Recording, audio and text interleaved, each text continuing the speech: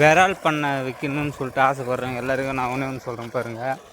First மெயினான விஷயமே வந்து உங்கள்கிட்ட இப்போ ஒரு 1000 மீன் விரால் மீன் விட்டு நீங்கள் வளர்க்க போகிறீங்கன்னா அதுக்கு எவ்வளோ இருக்கணும்னு முதல்ல கரெக்டாக சொல்கிறேன். 1000 மீன் வாங்கிறது ஒரு மீன் குஞ்சு வந்து 10 ரூபா. 1000 மீன் வந்து 10,000 ரூபாய் இது. ஓகேவா? 1000 மீனுக்கு தீனி ஒரு மீன் அரை கிலோ, ஒரு மீன் 1 கிலோ வளர்த்து 1 கிலோ 300 கிராம் தீனி சாப்பிடுமா. மீன் வந்து விரால் மீன் வந்து 1 கிலோ 300 கிராம் தீனி சாப்பிடுவோம். 1 கிலோ வளர்த்து ஒரு விரால். அப்போனா 1000 மீனுக்கு வந்து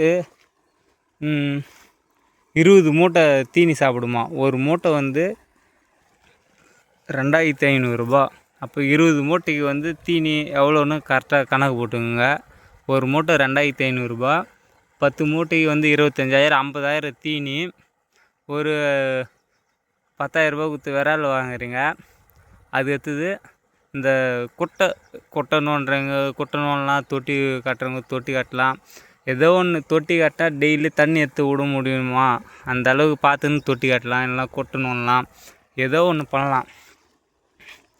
எப்படி பார்த்தாலும் 80,000லேருந்து 85,000 ஆகும். இல்லைனா 1,00,000 ரூபா கிட்ட ஆகும். 1000 குஞ்சு விரால் மீன் விட்டு வளர்த்து அது ஃபுல்லாக தீனி போகிற வரையும் 1,00,000 ரூபா கிட்ட ஆகும். ஏன்னா ஜேசிபி செலவு, இது போல் பைப்பு செட் பண்ணணும், தண்ணி குதி வைக்கணும். திடீர்னு வந்து மீனுக்கு அம்மா போட்டுரும். அந்த நோய்க்கு உப்பு மூட்டை, மஞ்சள் தூள் இது ரெண்டும் போட்டு போடணும் ஒரு தொடர்ந்து. அதுபோல் அம்மா போட்டுச்சுன்னா தொடர்ந்து ஒரு 4 நாளைக்கு போட்டுனே வந்தால் சரியாயிடும். வேறு என்னென்னா டெய்லியும் தண்ணி வந்து கொட்டையில் விட்டு வெளியே எடுக்கணும். அப்படி வெளியே எடுக்கலைன்னா நோய் கம்பல்சரி வரும். தண்ணி வந்து பாய தண்ணி அப்படியே இருந்துச்சுன்னு வச்சு நோய் வரும். அதனால நான் சொல்கிறேன்.